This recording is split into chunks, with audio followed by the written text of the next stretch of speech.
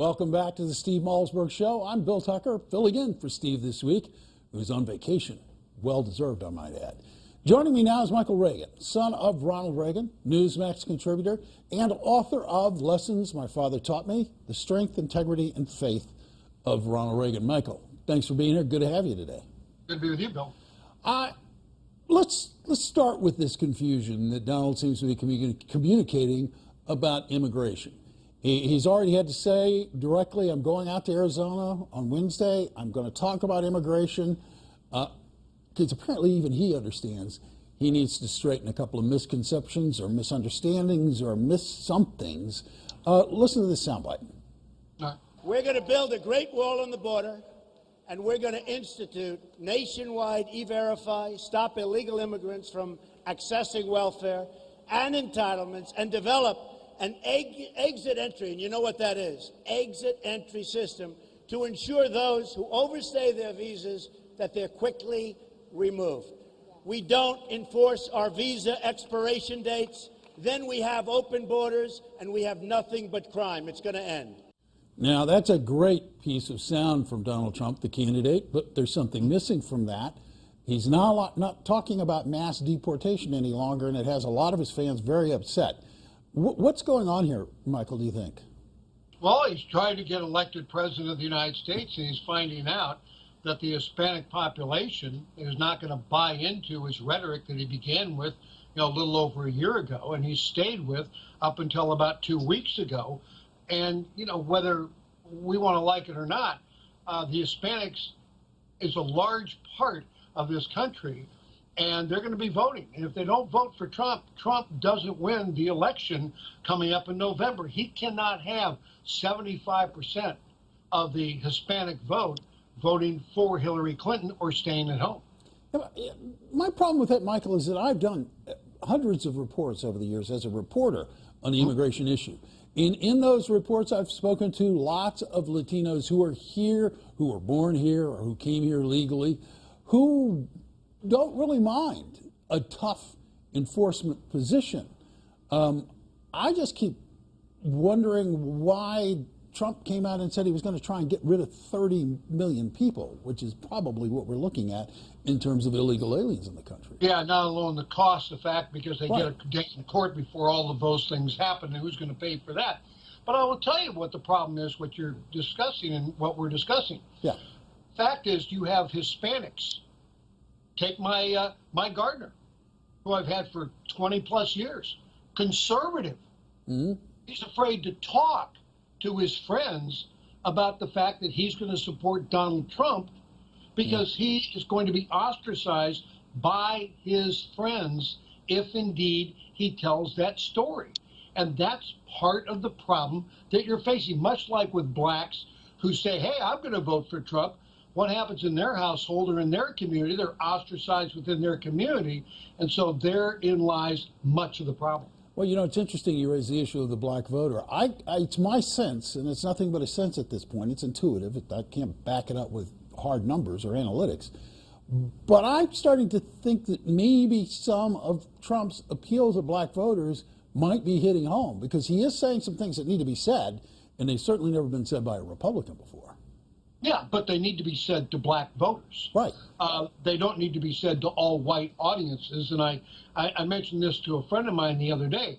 I said, Ronald Reagan, you never would have seen him stand in front of an all-white audience and talk about the problems with blacks in America.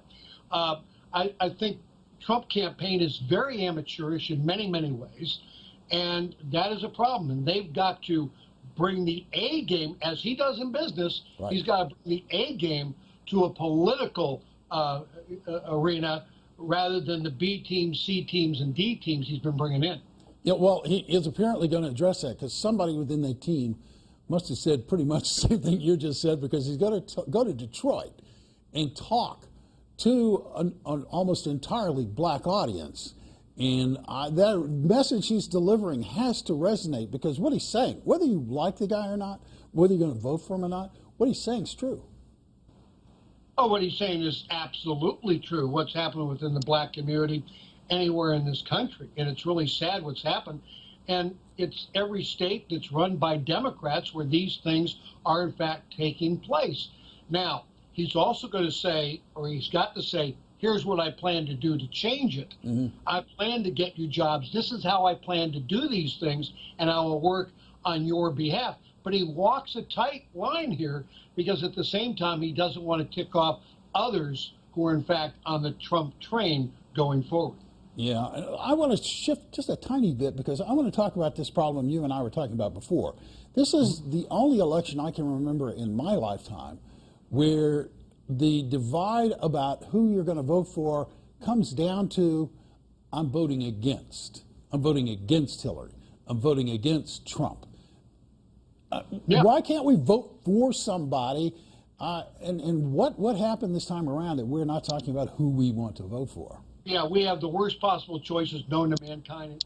And everybody in the world and around the world is saying the exact same thing. And we've got to pick one of them to, in fact, lead this nation for at least 4 years, if not 8 years. And I think part of the problem is, too, that, and I wrote this op-ed piece last week, right, that if I vote for Hillary, I'm not crooked. I'm just not. But if I vote for Donald Trump, I'm washed in his bathwater of being a misogynist, being a racist, being those things that Republicans, in fact, run from.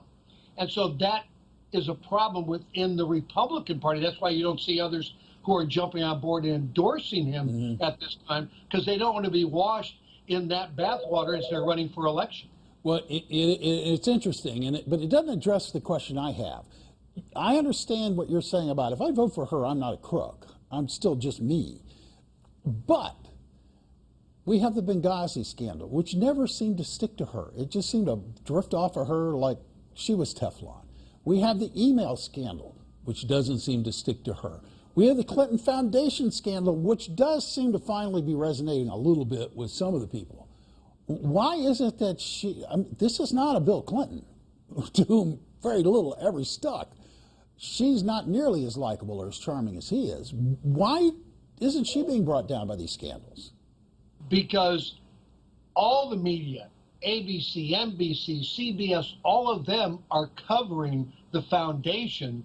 None of them are covering the email scandal unless they're laughing at it or covering Benghazi as old news. Only conservative talk radio, only conservative social media talks about Benghazi and the emails. It doesn't get out to the dominant media. And when they, if they ever decided to look at these things, then in fact, then they may stick to her. But until that point, never will. Yeah, well, let me float this idea by you and get your reaction to it. The Benghazi scandal. We had Americans killed, aggressively killed overseas. We were lied to at first by this administration about why, in fact, they were killed and how they died. We learned differently later. Now, move forward, and we have sailors who are captured by Iran, which we did nothing about, except pay $400 million to have them released in act of shame that we ever did anything to insult Iran. Now we have Iranian boats harassing American destroyers. Our response in each of those cases, and what ties it together for me, is we don't do anything anymore. We aren't aggressive and we aren't strong. That's not a message for Republicans. That seems, I know lots of good Democratic friends of mine who totally believe that we should be strong. Yeah, we should be strong, but we're showing weakness through this administration and about everything we do, not only here, but around the world. And that's what's really sad. The next president who steps in is going to have a myriad of problems trying to once again gain the respect of world leaders. Vladimir Putin, Merkel, all of them are waiting for someone who's going to be strong. And it's going to be interesting to see if indeed who we elect. I said to a friend of mine, I said, who are you going to vote for? I said, well, both the candidates will probably start World War III. You need to vote for the one that will win it. Well, I keep spending my time reassuring my wife that Trump isn't going to start World War III, so I'm not going to tell her to tune in and catch this part of the interview right now. But you're right, that America is the leader in the world. We have the #1 economy in the world. And Donald, we don't have enough time to get to this, but Trump now is making a big major media buy. And in that buy, He is going after Clinton on the economy. It's about time. This is not a great economy. Your thoughts on this tactic by him? Yeah, I mean, he's got to be talking to the millennials who are living 5 in an apartment complex with a leased Mercedes in the driveway and hoping that the parents pay for their health care. He's got to really talk to those people. And also, if you're going to say and have a mantra of let's make America great again, you need to define what great is. Only people 60 years of age, basically, and older remember when it was great. But those who are younger than 60 have no idea. They think 5 people living in an apartment complex, having the mom and dad pay for your health care, and you got a leased Mercedes or a Jag in the driveway, that's great. They don't understand. Yeah, it's sad. That is sad, Michael. I'm sorry, but we're going to cut you off on that thought. Sad but true. Thank you, Michael. Up next, more of the Steve Malzberg Show. Don't go anywhere.